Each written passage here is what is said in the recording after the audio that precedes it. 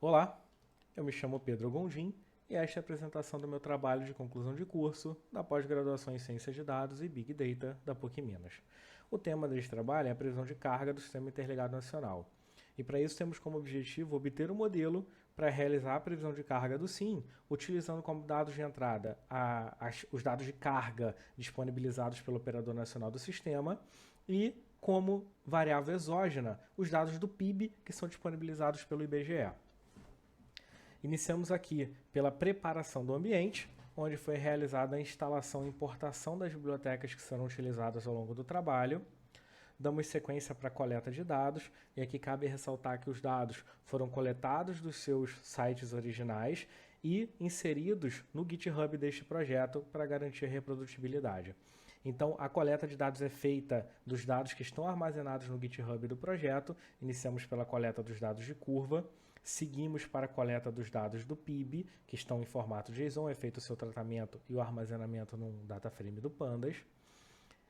De posse desses dados, seguimos para a etapa de processamento e tratamento dos dados. A gente verifica para os dados de curva o seu tamanho.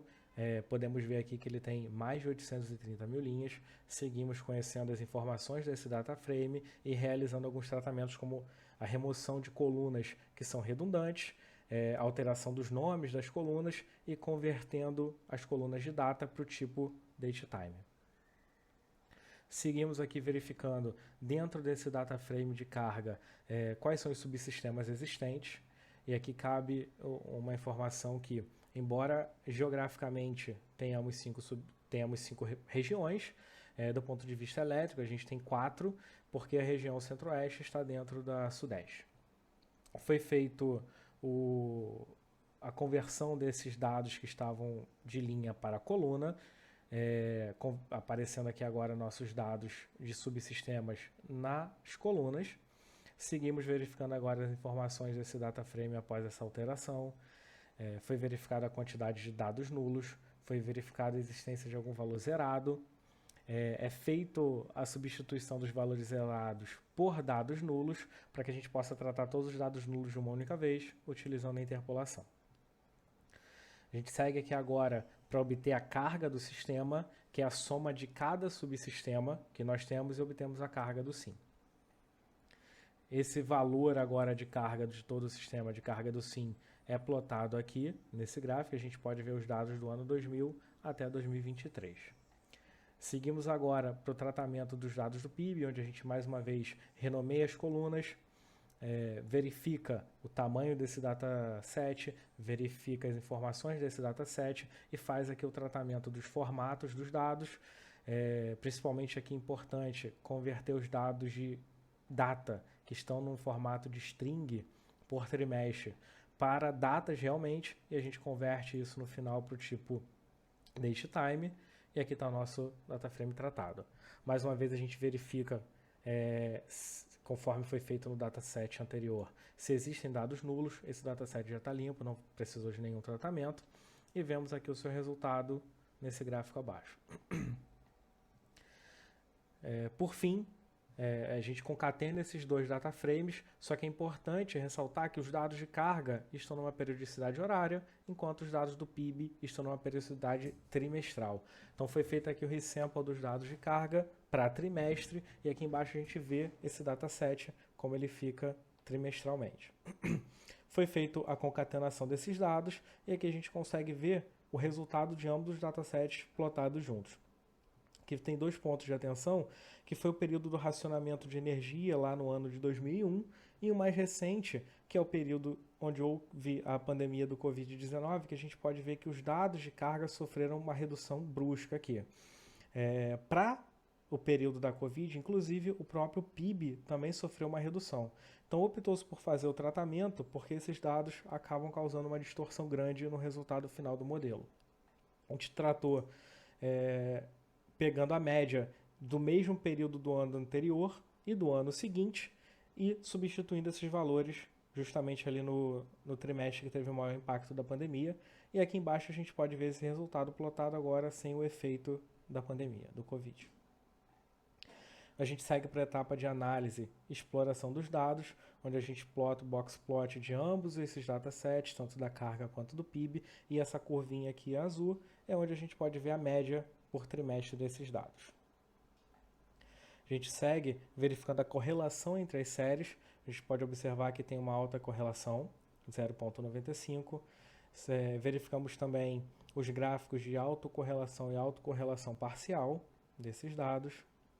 E aplicamos aqui, embora olhando o gráfico original já dá para saber que essa série ela tem uma tendência, então ela não é estacionária, a gente aplica o teste de Dickey-Fuller para verificar e confirmar a estacionariedade dessa série, e a gente verifica que ambas não são estacionárias.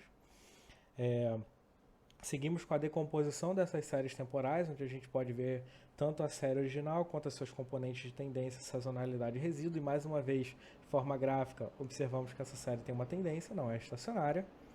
E daqui para baixo a gente começa a ajustar os dados que de fato serão utilizados nos nossos modelos. Para o dado de carga, a gente faz a diferenciação desses dados para tentar torná-lo estacionário, e a gente plota aqui o resultado do dataset já diferenciado, com uma diferenciação. O resultado dele diferenciado, a gente aplica aqui mais uma vez o teste de Dickey-Fuller, a gente verifica que agora ele é estacionário, e aqui embaixo estão os gráficos de autocorrelação e autocorrelação parcial dessa série diferenciada. Isso daqui é importante porque vai ajudar a gente a obter os dados de entrada para alguns dos nossos modelos que serão utilizados mais à frente. Os dados do PIB, optou-se por utilizar a variação do PIB e não os dados do PIB originalmente, porque dessa forma a gente tem uma escala bem mais reduzida de variação.